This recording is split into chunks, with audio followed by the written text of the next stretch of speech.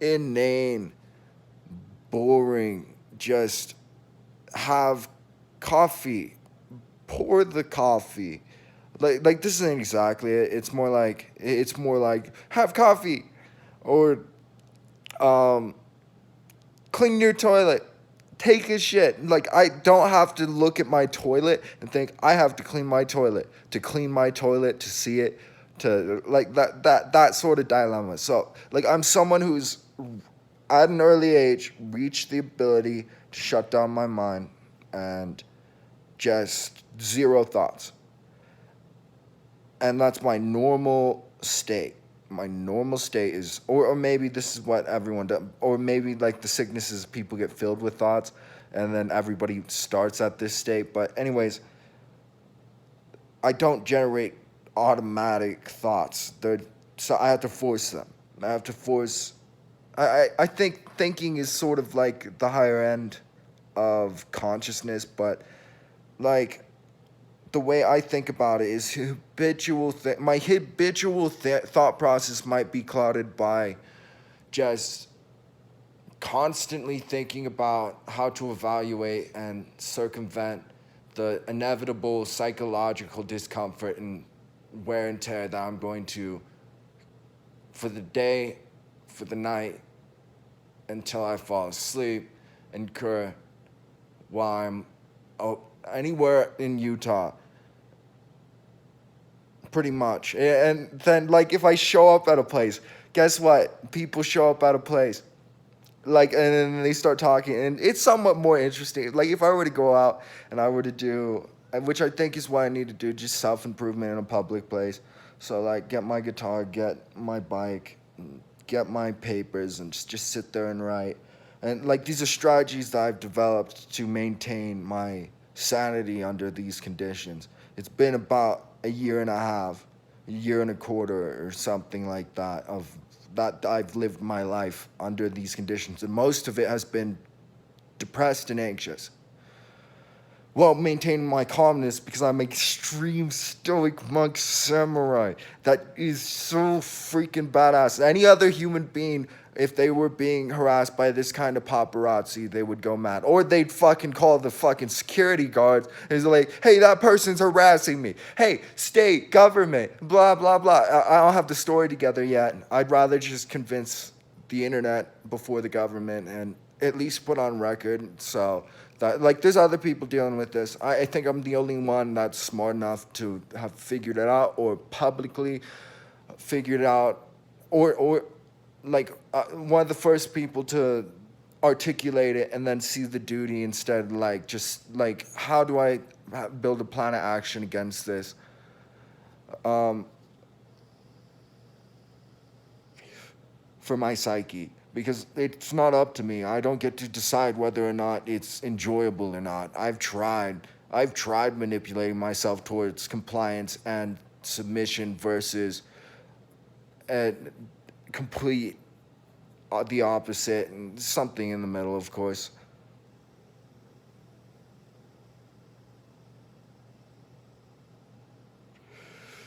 So, like, yeah, so like I get high on marijuana. um I'm so fat. I get high on marijuana, and I'm probably like 20 pounds overweight. I could still be fat. I'm still a little overweight for someone like me with such high metabolism, and the way my body's shaped. Like, there's, yeah. But I think, I assume that's my theory, but just like my theory that either I'm schizophrenic or there's literally a cult of personality that has formed around me from people who are sexually abused because the person next to me happened to be a sexual abuser.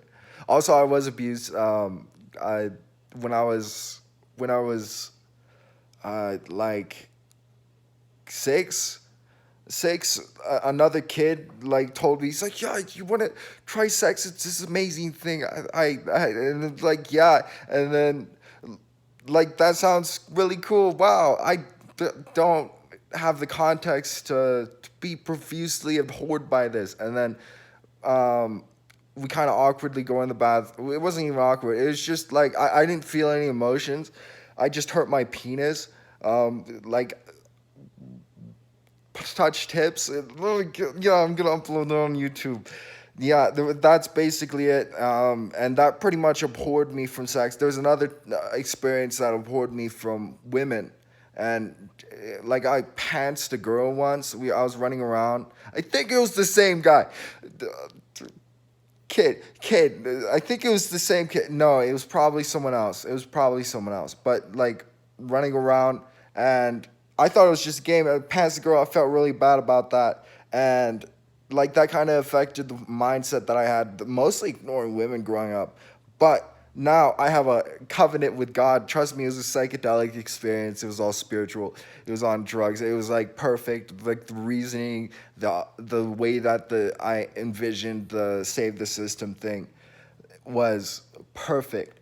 Absolutely, I cannot shake my faith in that. But I got orders for that. Now whether or not my choice in life is always up to me. But like I'm not supposed to have sex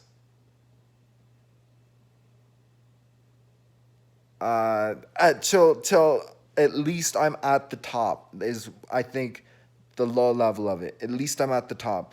So I have to be in a neutral, reasonable position of a separate entity that's mostly neutral and mostly an entity of like certain levels of security risk. Like at some point, like everyone's just in agreement and like, yeah, this is fucking horrible. Help us, please. Like I have to build a security system. I have to build a security company. I have to be able to negotiate with nations and convince them to peaceably and awesomely with like fist fights. It's like you punch the other president if he says something. It's like you son of a bitch. And it's like we're gonna have a tussle. It's something like that, like a more advanced way of dealing with. You have to have microaggression implemented to prevent the macro aggressions of nations. So if like you had soccer games are a form of this. You have nations go against each other through soccer instead of going to war through a much more costly fist fight at the very least. Come on, we should have nation wars where it's like, okay, we're gonna go out and we're gonna running like charges. Like this will totally help with wars, reduce the debts, increase the injuries. But like you have nations and you have two sides and they meet up in lines, like ordered lines, battle positions, all that. But they don't have sword, they don't have a shield. They just got their fists, maybe some wrappings, and they're gonna go like grapple and beat the shit out of each other and like break arms. Like for sure, it's like you get a knee broken if you fuck up in the war. It's a serious war, but we could get you a new knee nowadays. So it's like wow. Or at the very least, it's like we're going to be able to. Like I can think of it like you just basically put a thing in the replacement of where the kneecap would be if someone took your kneecap for their kneecap, because they got theirs taken. You just put a metal thing here, and you put something to support the leg, and to let's see, and then a hinge right here and a motor, and then boom, you got a knee, like something like that. Like, yeah, a hinge and probably higher up, but like the cost of that is like technically mechanically you could get giant rubber bands or giant springs, and you could just find a way for a mechanism to just like, which I think already exists, just to naturally bend the knee like up a little bit and then some way up and down.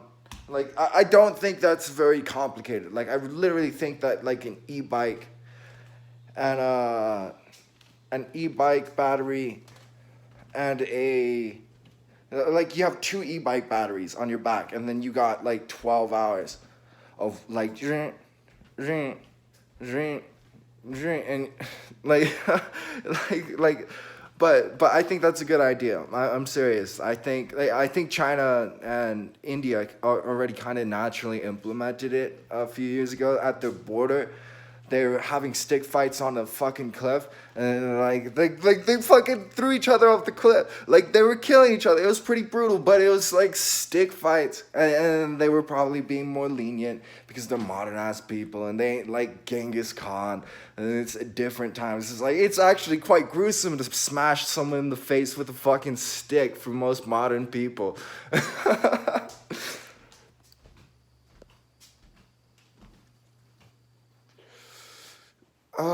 So I got a chronic e-cig issue, but I use it way too often when it's like emotional disturbance, e-cig, emotional disturbance, e-cig, emotional disturbance, e-cig. It's like it's unconscious, so I gotta work on being just aware of that, and then working through my problems. Breathing, that's one thing. Like hit the e-cig. Sometimes take a deep breath when I hit the e-cig. So like just wrap those two up together. Meanwhile, a breath would have been probably more even enjoyable given most moments, but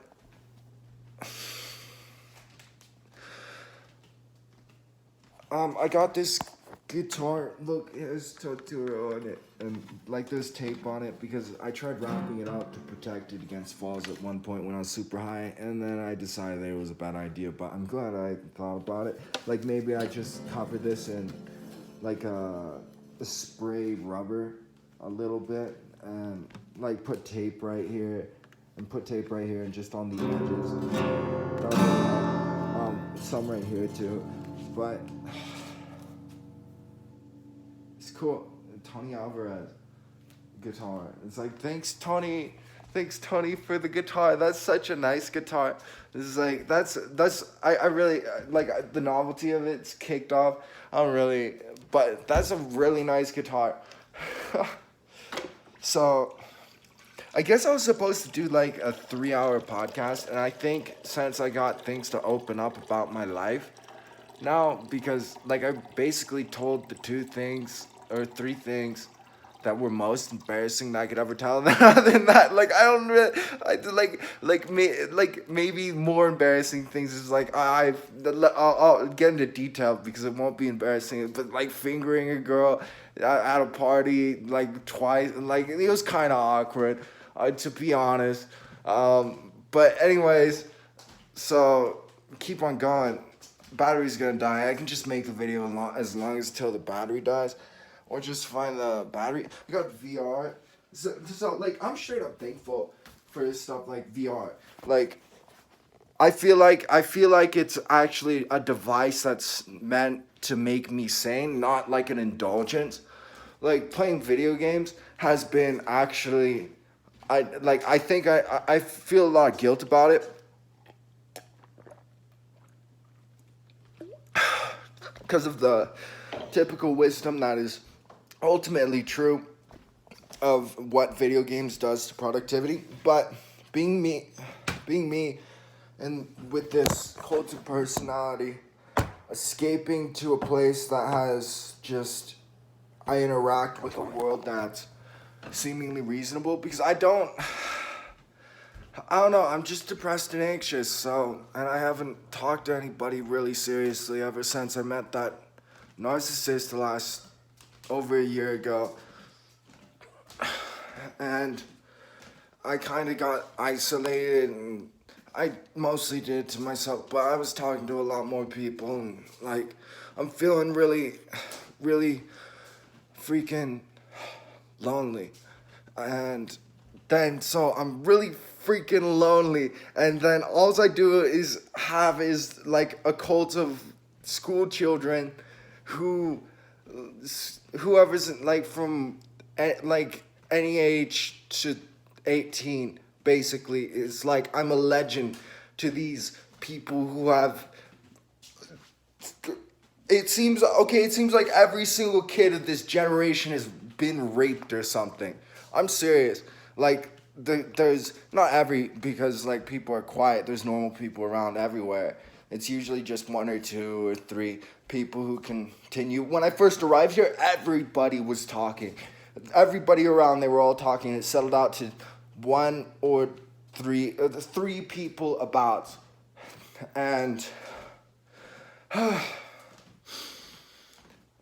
I'm healthy. I thought I could handle this way easier, more passively. Like, I'm healthy. I can shit now. My bowels work normally. I'm not distracted intensely enough that I couldn't poop.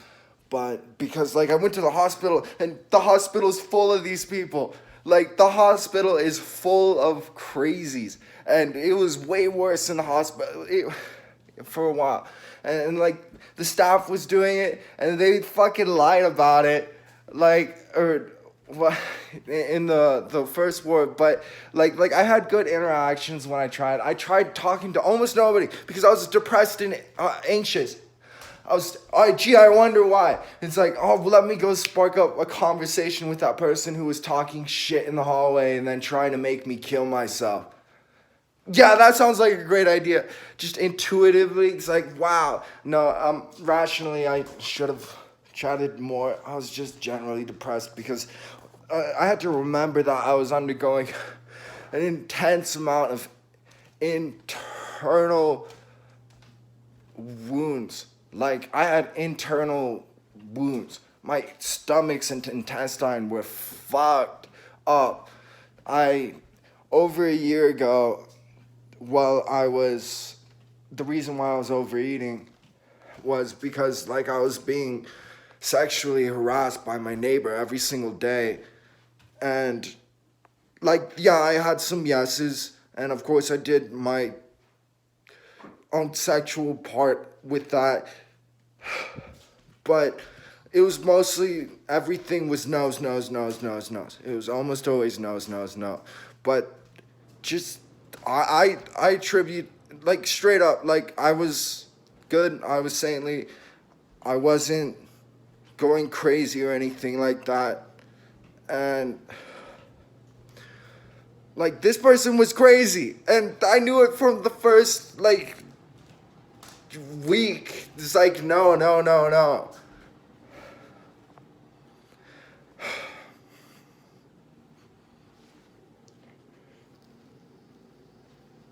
And it's like really fucked up shit because it's like I had such a vivid imagination, and then she would torture me through it by just saying horrible things, like trying to bring the worst imagery up to my head. And like, it was really fucked up. And it was after I'd had quit all porn, and I had literally put myself through psychological rehab, like psychedelic rituals, lion's mane, over the course of like 3 years, I was fixing up my brain and trying to quit porn. And it was like just taking neurotropics, like lion's mane, rhodiola, ginkgo biloba, ginseng, running, fasting, lifting, meditating, just all day, just self-improvement, like mad, I couldn't get enough achievement. I was just such a good boy. I couldn't get enough achievement. I had to go do that. That's my boy. He had to go. Like, that's like the son of me in some sense. Wait, no, I'm like the son of him. So it's like, that's my boy. I thought, like straight up, like, I am runner up for one of the baddest motherfuckers on the planet. Like, I have so much evidence of myself of why I'm badass as fuck, but I'm having like a psychological war issue where like I'm the only one fighting it, and I have to open up to people, and whether or not they believe it or not doesn't really matter, because like I'm possibly gonna off myself relatively quickly under these sorts of conditions if something doesn't change. So I have to be more open with. I have like 6 people that are right now trying to help me with my psychological state, and all they think it is that I'm hearing voices, and I've been scared to say anything. So, so I've been scared to say anything. I gotta wash my mouth. Talking the whole video. No, I gotta get some water. I'm dehydrated.